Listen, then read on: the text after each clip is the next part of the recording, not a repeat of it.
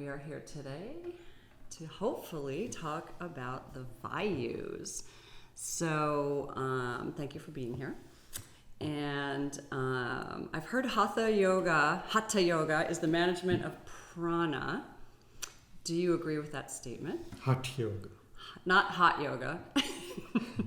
Hatha Yoga. Hatha Yoga. Yes. Yoga is the management. It's kind of like an energy management system. Yeah. Is that, you agree with that? Yes. Can you describe what your definition or your understanding of prana is? My understanding of prana is that it's a source energy for all other kinds of energy. Heat, light, sound, electricity, magnetism, gravitation. At the root of all that lies prana. With regard to Hatha Yoga itself, prana would be considered whatever gives life energy. But in a more philosophical way, everything is alive. Right. So there's a sameness in all things that are alive? Yes. Whatever we consider alive, not only from human perspective, by that I mean that even in what humans call inanimate objects, the molecules are still vibrating. Okay, there is an energy there. And background to all that kind of energy is that everything is an expression of consciousness. Even though in normal human language we don't say like a block is conscious. From a strict perspective of understanding of creation, everything is conscious. So would you say, going back to your comparison about molecules moving, it's not the molecules themselves, but what is making them move? Yes, and same is true of human being. I think I am doing something. That's considered a mistake. I am not the doer. The only doer, strictly speaking, meaning where all the energy to do comes from, is consciousness. If I have everything, my brain, my body, everything, all the mechanics put together, but there is no prana, means there is no life, nothing can be done. But then to take it to an extreme, a dead body, does it have any prana? Yes. It does, right? Yes. Yeah. Even from Vayu perspective, of all the Vayus, there is a Vayu I think called Dhananjaya. Okay? Even in a dead body that persists. So you're bringing up the word Vayu, which is what I want to talk to you about today. So can you give us your definition of what a Vayu is? Vayu is simply another term, I believe, for prana. Okay. Prana, in fact, is used like prana vayu. Right. Okay. I think vayu is referred to more in Ayurveda. Same energy is referred to in Hatha Yoga as prana. But they are interchangeable. So then the Vayus are breaking down different types of prana. That's what you're saying? Or prana itself has been divided into, Okay.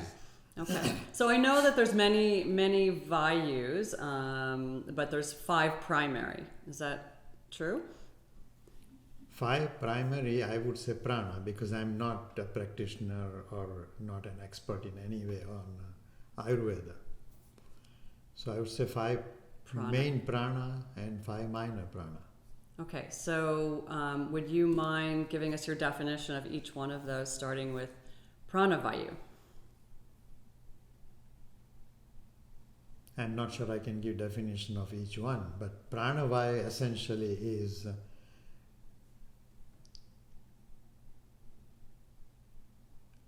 prana vayu causes breath. Often breath is called prana vayu. That's not correct strictly. It is pranavayu, that energy, which causes breath. Okay? So exhalation, inhalation would be considered pranavayu. Except people who teach Bhagavad Gita I have come across, they call inhalation as pranavayu, exhalation as apanavayu. Oh, interesting. Which is not what we do. Okay. And we consider that a mistake. Okay. So, and then I've read that pranavayu, the seat of pranavayu, is in the chest area. Is that correct? Yes, yes. Mhm. Okay, so then there's the next vayu, which is apana. Which we call abdominal breath, or more correctly, is pelvic breath. Right. And so the seat of pranavayu is the lower abdomen. Do you consider it like at the navel, below the navel? Below the navel. So the pelvis. Apanavayu. Like the pelvic floor. Pelvic floor, really. Mhm. Yeah. Okay, can you talk about how those two relate to each other? Well, every time you inhale, that energy of apanavayu appears to go down Right. to the pelvic floor. The more complete it is, the better. Every time you exhale, that movement is upward. And in fact, strictly speaking, I would believe that what I consider that pranavayu causes the inhalation, okay, really the action begins in the pelvic floor with the lowest diaphragm, where the diaphragm is still dome-shaped, pelvic floor diaphragm. As that goes down or becomes more flat, it allows the abdominal pelvic organs to rest on it, Mm-hmm. which then gives the thoracic diaphragm better ability to function, which in turn causes, along with intercostal muscles, causes the movement of the inhalation. So even though there's a relationship, people, what I've read, different sources say that You seem to read too much. I do. Inhale is governed by apana, and exhale pranavayu. That's not what we believe in yoga. Okay, so it's the opposite. No. What? Tell me Inhalation the yogic perspective. Inhalation and exhalation, both as far as the movement of the diaphragm intercostal muscles Yeah. is concerned, it is a pranavayu. Apanavayu. No, it's pranavayu. Pranavayu. Okay, sorry. As far as its initiation that I just talked about, that begins in the pelvic floor, it's apanavayu. Okay. And so one of those can be dominant or out of balance at any given time? Yes, usually is. And is there one that's more out of balance than the other that you see as a teacher? Apanavayu movement is more out of balance. Yeah, I agree. Like, Yeah. what can you tell me why you think that is? Because I think if you look at physiology of the body, the upper body, by that I mean the thoracic diaphragm as well as intercostal muscles, are working more constantly and remain more or less more functional because of various activities. Mm-hmm. Apanavayu, on the other hand, is not paid as much attention, so the pelvic floor seems to collapse more readily in people. Or heighten. Or heighten. Yeah, Okay. Tensed. yeah, yeah. So if you are looking at health, the health of the upper body remains better, the lower body fails more. In fact, this is recognized very completely in Ayurveda. Like if you go to a good Ayurvedic physician, no matter what your complaint is, the first question he's going to ask you is, how is your bowel movement? Because in Ayurveda it is solidly believed that if that eliminative system goes wrong, then it'll cause 100 other problems. Mm-hmm. And then you add modern life onto it, where we're sitting probably more than we ever have. And we are sitting in a wrong posture. We're sitting like on a chair. Right, with crossed legs and things like that, right? Yeah. So that you feel that's a contributor to the lack of apana. Definitely. Yeah. Yeah. If I look at villagers, as long as they're getting reasonably good food, okay, because they squat on the floor all the time, Mm-hmm. they are healthy. Mm-hmm. If you take a typical Indian shoemaker, okay, who is sitting in Baddhakonasana for hours, okay, and I have looked at these people, when they decide to get up to do something, there is no struggle at all. Right. Whereas you put yoga students in Baddhakonasana or Virasana for 20, 30 minutes, and they come out, they are They're making a lot of noises. they are producing music. Mukesh would like that. That's very funny. Okay, so we were talking about the 5, and we haven't gotten through all of them, but I really only hear you, mostly because you're my teacher, talk about prana apana, but not so much the other ones. Is there a reason for that? Yeah, there is a reason for that. I have a little semblance of control on apana and prana through working abdominal area properly, like in Nauli and Uddiyana and so on. I have a little more control on the way the apana vayu works. On the others, I don't have as much direct control. Their regulation comes through a habit of lifestyle. Okay, well, let's talk about that in reference to the next one is samana. Samana, and it's at the navel, and is in charge of or involved with, I'm not sure what the right expression is, assimilation, and I'm assuming that's again food, your digestion. Assimilation, because the absorption of the food, whatever food you eat, begins in that area more. And so you're saying you don't have as much control over that, but well... See, if your intestinal system, small intestine, not the large one, if it is in good shape, it will absorb or it will help assimilate the food. Right. If it's not in good shape, you will need medical help. Because things aren't moving through. Yes. And so you wouldn't say that is an apana? Not so much things are not moving through. Proper absorption is not happening. Absorbing nutrients from the food, you're saying. Okay, got it. Okay. All right, so the next one after that is udana. And is that at the throat? That's and what is your understanding of what that helps with expression? Expression, correct. Good way to put it. Generally say that it helps your voice. Okay, but it's not just the voice. It's all expression is helped by that.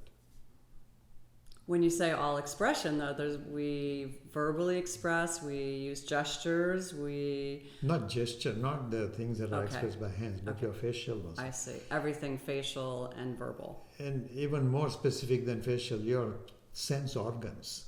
Okay. If I say something to you that you like, long before your mouth expresses it by a little smile, your eyes will express it.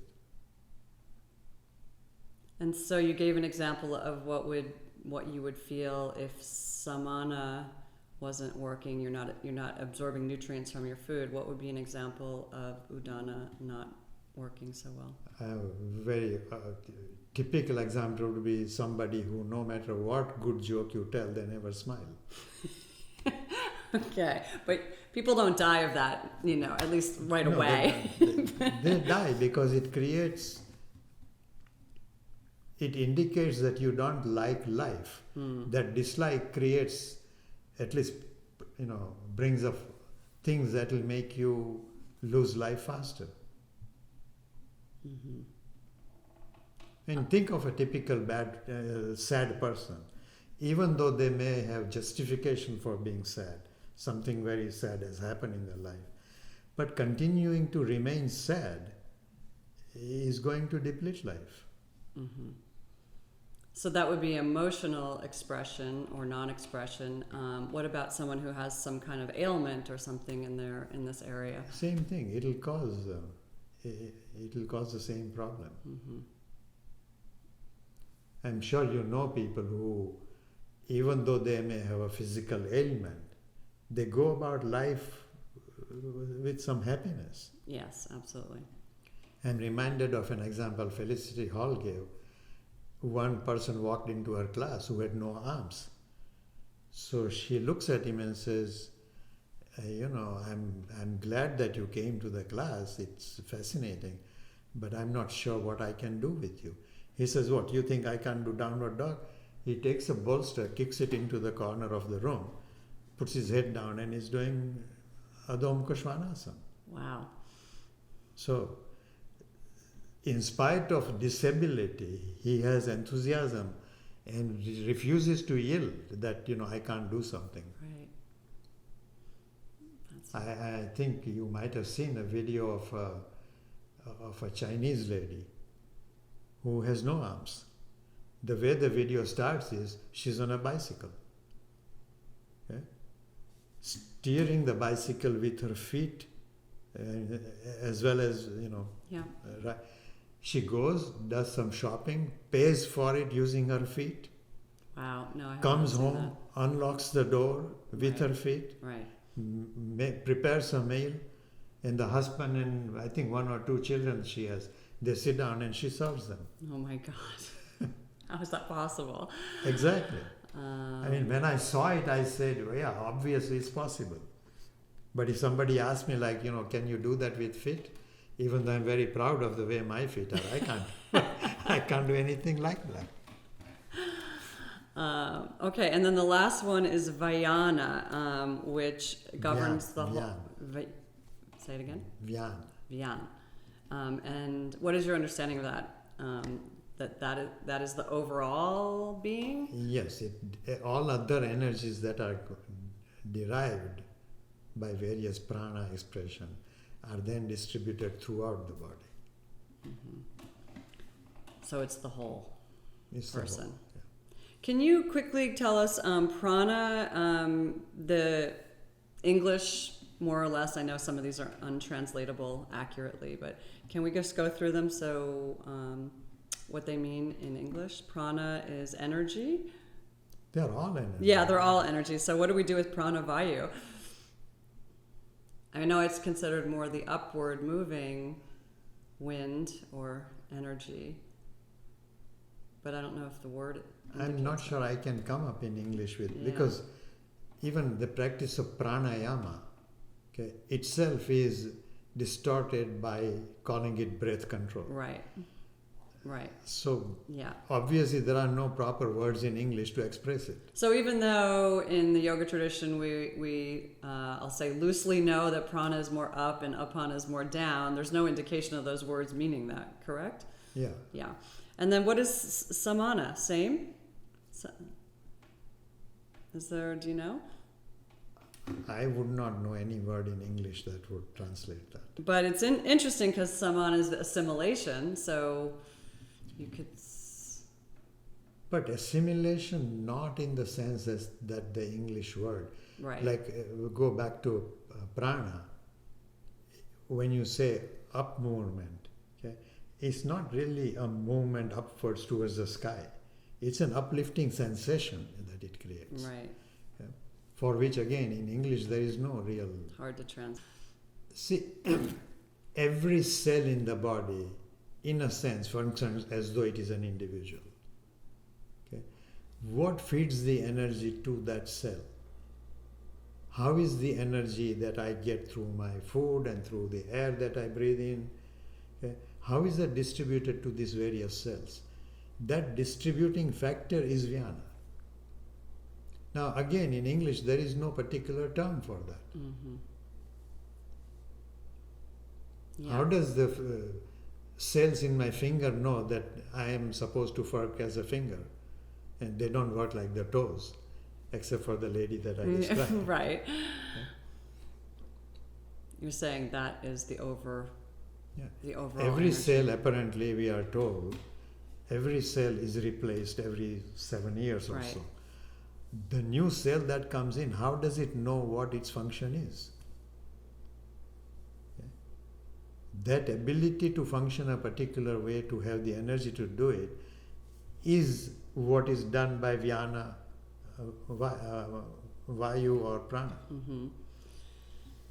So, what would you say to a skeptical Western doctor, let's say, who is like, oh, we've got enough research on all this stuff, and that was just when they were trying to explain things when they didn't know. I'm reminded of a story where I'm just curious what you would say. I would give exactly the answer that Swami Dayananda gave to somebody. This person is a born-again Christian. Mm-hmm. Calls Swamiji and says, I would like to discuss religion with you. Yeah. So Swamiji says, yes, come, we will talk. So this fellow comes and he says, before we do anything, let me just start with this. Do you believe that creation happened millions of years ago? And Swamiji says, yes, there is, some scientific proof for that. And he says, no, we don't believe that. Okay? So Swamiji asked him, what about all this carbon testing and so on that prove that? And he says, no, we don't believe that. So Swamiji told him, all right, how do you take your coffee? Black or white? End of discussion. Right. So Okay. if somebody who has no background at all and is stuck to his theory, fully knowing that whatever medical science believes today did not believe only 100 years ago. But when evolution in their understanding comes from their source, they are very ready to accept it. But when it comes from completely different source, they don't seem to accept it. I just saw a video showing someone being honored by President of India who was 125 years old. Guinness Book of Records doesn't even recognize it. He was moving quite easily. He goes down, even in the Parliament House, wherever the ceremony was happening, he happily bows down to the floor, gets up. Considering he's 125, he has no difficulty. He's not wearing any glasses. We don't know if he could see, but he wasn't wearing any glasses. He was moving freely by himself.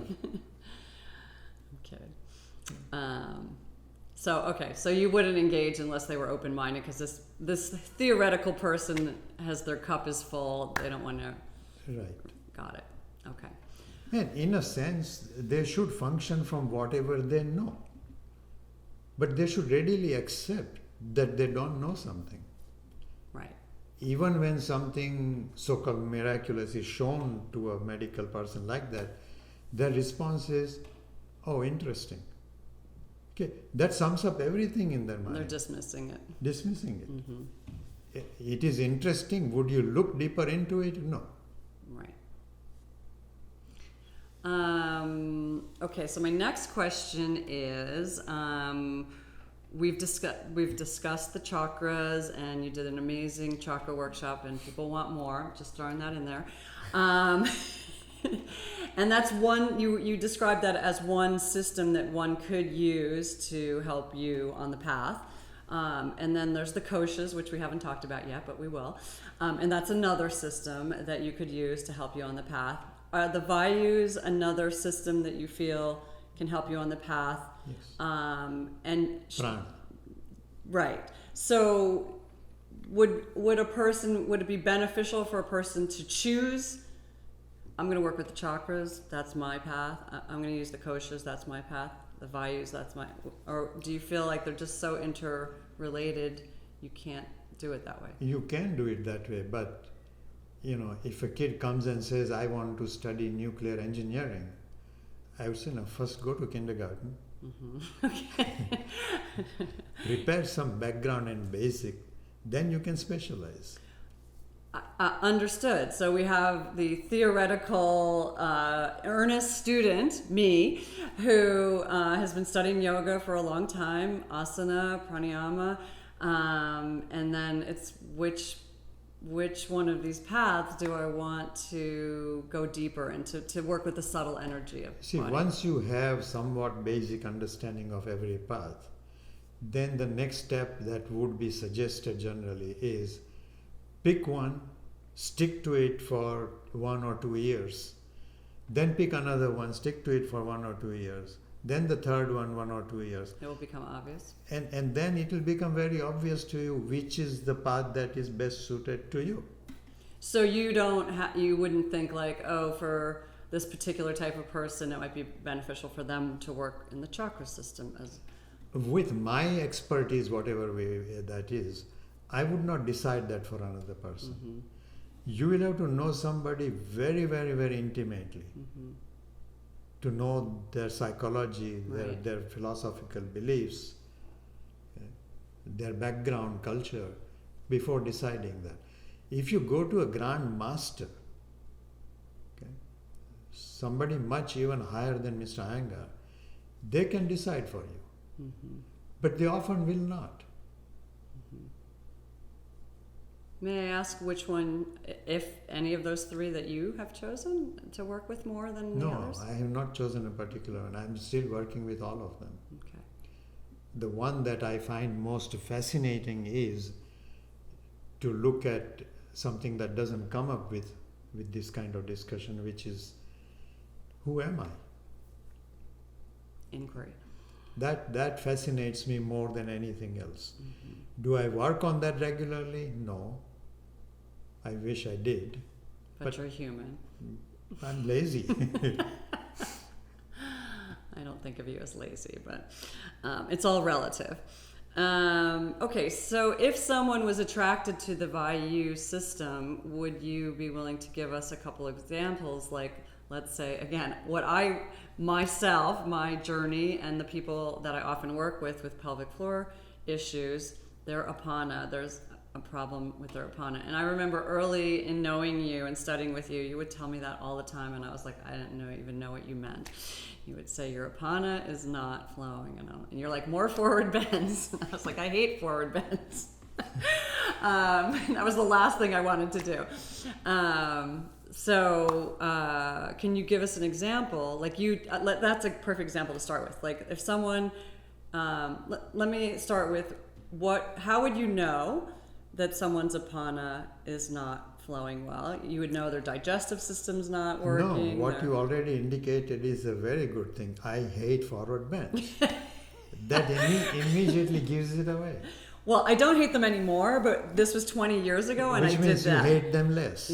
No, I actually kind of like them now, but 20 years Then ago you should I do more back hated them. bends.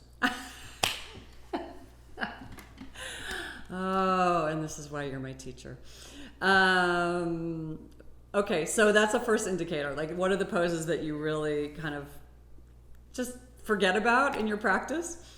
Yeah, that would be indication number one. And that would be major indication. But at the time, when you told me this, I did not know that I had a pelvic floor issue. And now that I know what I know, I'm sure it was brewing back then. I wasn't in pain, but it wasn't until a few years later that I ended up having pelvic pain. But you actually were able to see something, besides my hatred of forward bends, that things weren't ideal.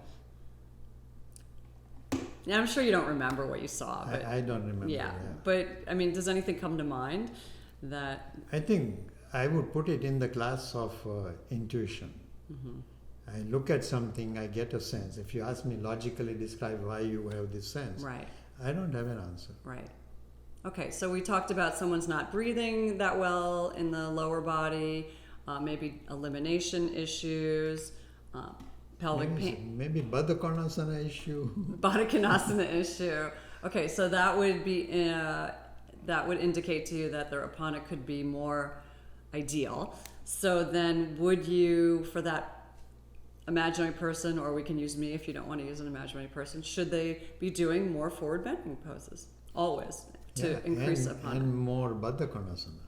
Okay. More Supta Virasana. Do you pick Baddha Konasana because of how much it opens the pelvic area? Yes, in a particular way.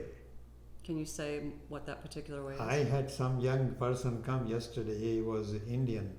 He is Indian. I asked him, I said, sit and let me see how you sit. He had no difficulty sitting cross-legged.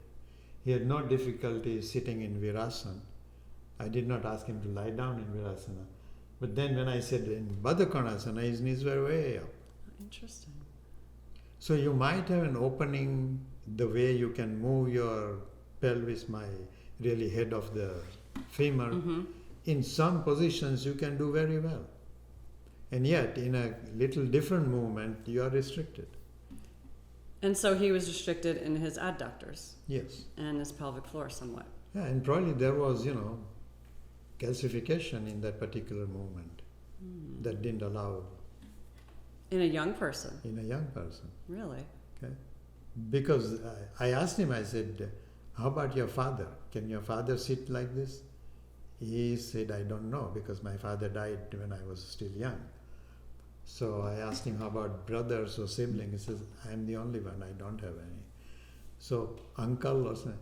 He says, So you were looking to see if there was some component Family. of family. Yeah. Interesting. Hmm. And then you said half Supta Virasana. Can you say why that helps the Apana? Because of the psoas opening? half Supta Virasana only because you can't do full. It's a compromise. Okay, and you can address your asymmetry that way, is that Yes. right? But is it particularly just from a physiological standpoint? Is it because of how it affects your psoas? Yes, but nothing is purely just physiological. I know, but you're hard to pin down. So if I gave you a more open question, you would somehow not answer it. You would tell me to pray. That would be the best advice. That I would be can- exactly. No, but why? Okay, I'm just going to help you out here. Is it because Westerners in general are really tight in this area? Because they don't sit on the floor enough. Right. Okay, not because they are Westerners. Even a Western child, if you take from childhood and make him sit on the floor, Right. I think he would do fine. So it will say it's chair people. Yeah, Chair people. That's Chair people. okay. Okay. Okay. And so if there was an issue there, you would advise that person to do Baddha Konasana, Supta Virasana, and more forward bends in general in their practice. Depends on the person. If it's a raw beginner, I would say do a lot of Pavan Muktasana. Mm-hmm. Something that you did as a baby but somehow have forgotten. Mm-hmm. Mm-hmm. But if it wasn't a beginner, Then it would, gradually it would progress to other poses that help digestive system. and would you advise somebody who had tight hamstrings, because almost everybody does, would it be more beneficial for them to do forward bends, standing forward bends, because they can't really do the seated forward bends? What is the seated? No, I would ask them to lie down on their back and do Supta Padangushtasana. Okay. They can stay longer there. The Right. back is in a safe position. Right. So that would be first approach. And then would you go to standing forward bends? Yes. Yeah. And then No, seated. then go to standing poses. Mm-hmm. Then go to standing forward bends. Well, how are you delineating standing forward folds from standing poses? They're all Standing poses are Trikonasana, Parshakonasana poses like that. See. Okay, so you're taking out the standing forward folds as their own category. Yes. Hmm. Okay. Okay. And then what if somebody had a lack of prana, like you were seeing? Like I've seen occasionally people who are breathing here, but not here. It's so unusual, but it happens. Like this is all collapsed, not moving at all, but they're breathing here very kind of shallowly in their belly. Supported back bends. Mm-hmm. Okay. And staying in those for a long, long, long period. The other thing that kind of person might be advised, depending on the person, is do some cardiovascular work like running and so on. To get this to Yes. to open. Best cardiovascular work, as far as I'm concerned, as an exercise is Surya Namaskar. Right. Yeah. Begin with a few, as little as 6, and slowly increase the number. Mm-hmm. But you can't do that to an old person. Person who is You old. can. I teach people. It depends on your definition of old, but my students are a little older, and we use the chair. Their hands are on the chair, so they're stepping forward to lunging, and then they're downward, pulling back to down dog, Okay, up dog. that's very good. I'll commend you for that. You are modifying the classical pose, so that somebody older can It do gets them moving and breathing. Which is what Iyengar system essentially does. Right. No other system I know of that uses props. right. Okay? Iyengar system uses props Right. more than anything else. Right. You can even use the wall to do that. You can use the wall. And make it very minimal, but depending on how the student is. Okay, and then what about samana? Is there any particular category of poses that you would recommend if you saw an imbalance there? Or do prana and apana, they're kind of more primary and you would address those? Those are the ones on which, as I said earlier, I have more control over it. Right. I can do something. So asana, pranayam, not so much, not so helpful there? With other people, like, with samana and udana and so on, Yeah. if there is a problem, I would not suggest an asana so much. I would say look at your diet. Okay. Yeah. Okay, so let's say a student, I know you don't like theoretical students, but let's say a student is kind of between the very dedicated beginner kind of graduating to a little bit more of an intermediate student, and they're interested in the Vayus, but they are trying to figure out how they feel it more. Do you know what I mean? Like how, it took me a long time to really figure out, oh, I'm not breathing into my pelvic floor at all. Like, that's part of why I'm having problems. Like, it wasn't until someone told me I had a problem that I adjusted my yoga practice to address it. Is there anything you would advise? I would find out what they don't like. Okay. Generally, it is standing poses. Uh-huh. And from my experience with my Guruji, Mr. Iyengar, no matter what kind of a group we took to India, he would always begin with standing poses and stick to it a lot. Mm-hmm. Because they not only give you certain kind of flexibility, but they retain some integrity. Create some strength, stability, confidence. Mm-hmm. Okay? Then with that background, you can start suggesting other things. So you're saying the person can become more aware, first being aware of what you don't like, but but you're saying also to do lots of standing poses. So can you say more, like, I really like the lateral standing poses. I really don't like Virabhadrasana 1 because it's so hard. I find that a very complex pose. So you take the poses that you like, Yeah. in between repeat what you don't like. Mm-hmm. Mm-hmm. And so that's an indicator of what Vayu may not be working. Yes. Yeah. And then how about with breath practice, breath awareness, we can start with just breath awareness for like the beginner, but also pranayama. How would I would assume the Vayus would respond more to pranayama. With again Mr. Iyengar's system in general, I would introduce pranayama very early. Mm-hmm. This is not done in many yoga schools. Right. They wait for your asana to show some progress. Yeah.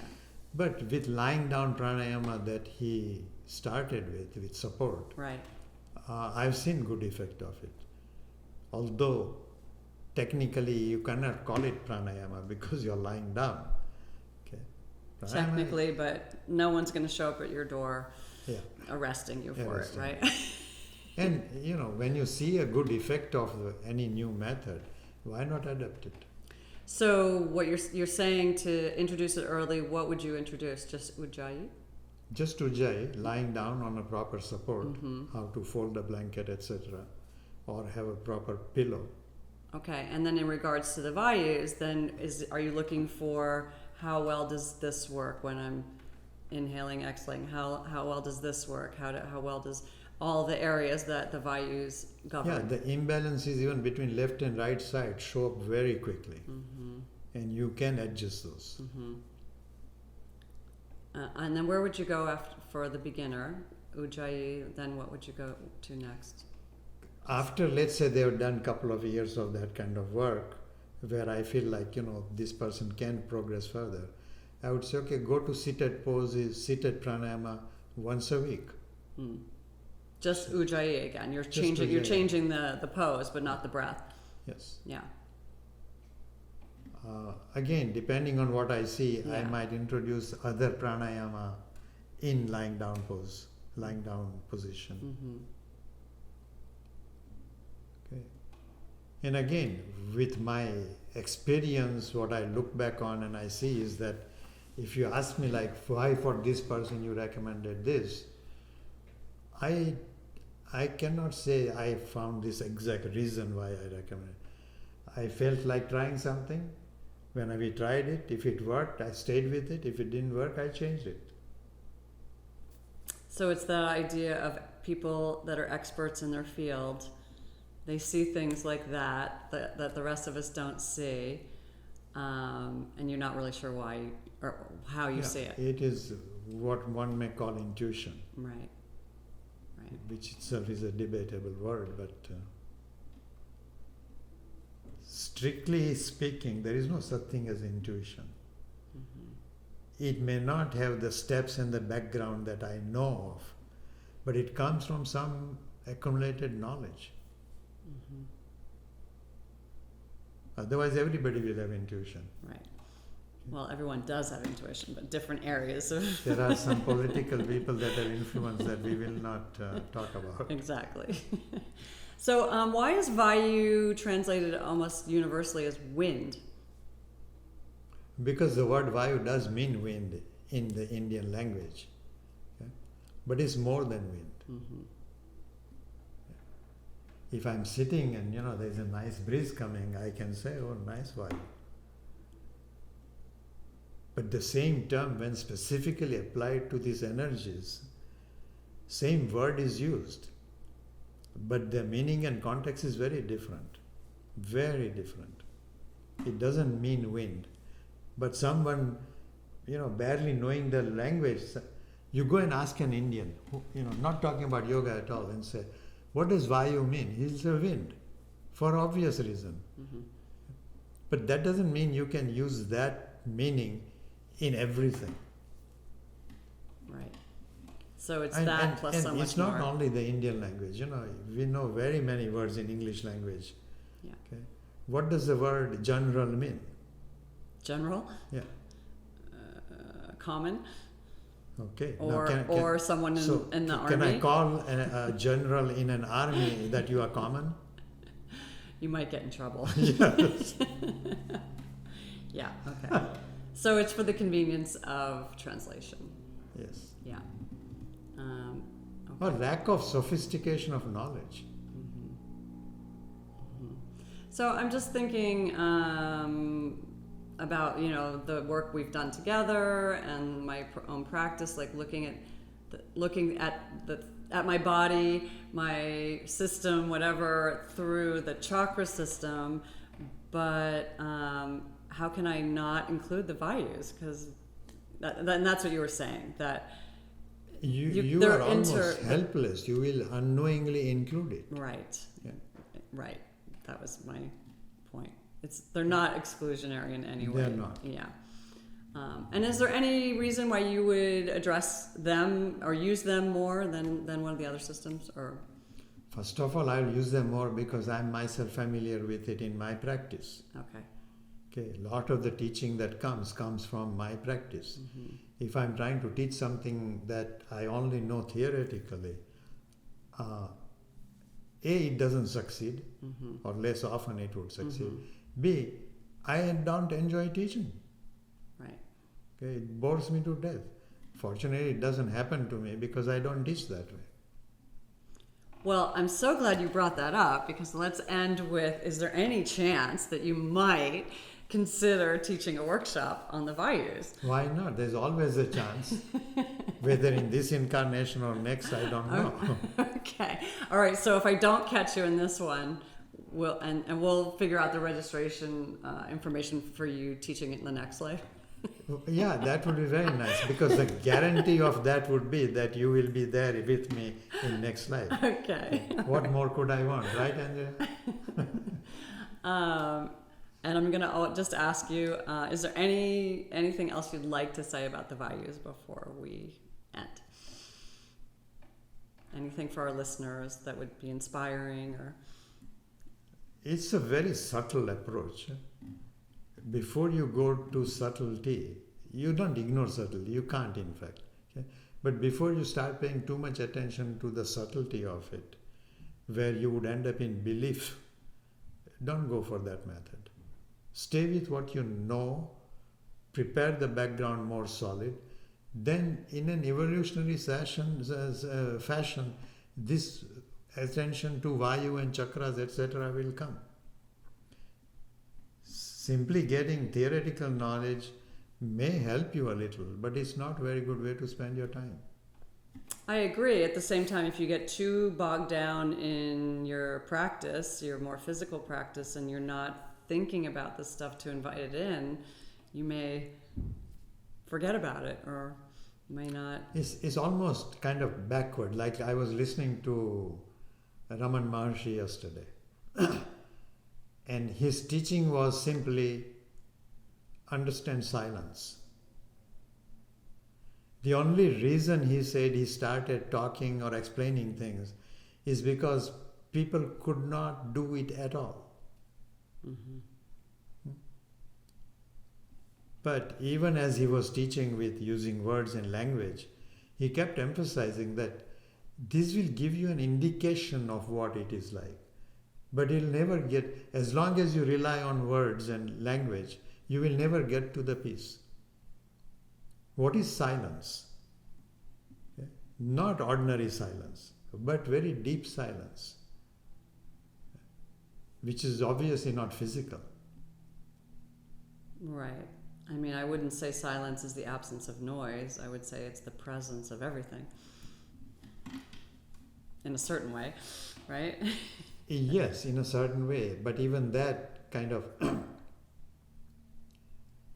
See, in a lot of meditation systems that I have come across, the teacher and the students end up with, I am. Okay? And in my experience, I have come to conclude that that is not helpful. Because when you say I am, the I is still left intact. Okay? Whereas there is just the amness. That amness has a silence of a completely different dimension. Mm-hmm. That there's no observer, there's just being. There's no language. Right. We're prisoners of our own language sometimes, yeah. And that amness, to see if one wants to even examine it with language, this amness, that amness, this amness, the monkey amness, the tree amness, these are not different. But it cannot be theoretical knowledge. Okay? A lot of students of Raman Maharshi who were very progressed, much more progressed in this than I am. Okay? But they still were not Raman Maharshi. Right. Because they could not see the same thing in every life form. Belief is not enough. There's got to be clarity of perception that, of course, it is prana. Of course, it is consciousness. And how does that relate to the Vayus? It relates to the Vayus in the sense that the reason I work on asana, pranayama, Vayus and all that is ultimately to get to that stage. Mm-hmm. Because to get to that state of silence is not easy, you introduce something else. Meaning, what is in the way? Right. Lack of health is in the way. Right. So introduce this. I see. Okay.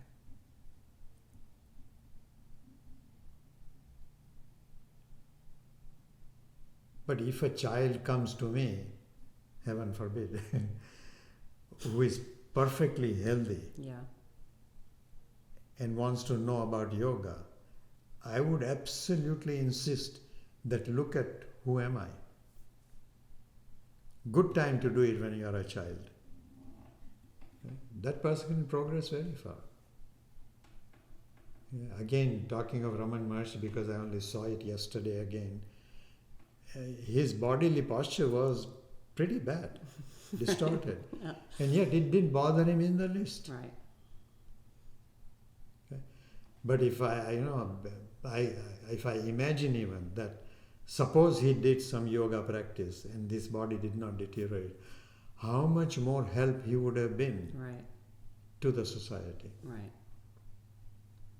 But the fact that, with so much distortion in the body, where obviously the walking even was difficult, there was no expression of pain on his face at all. He had transcended it. Yeah. Yeah. I am not the body was incredibly clear to him. I think that's a great place to end it. We are not the body. We are not the mind. Correct.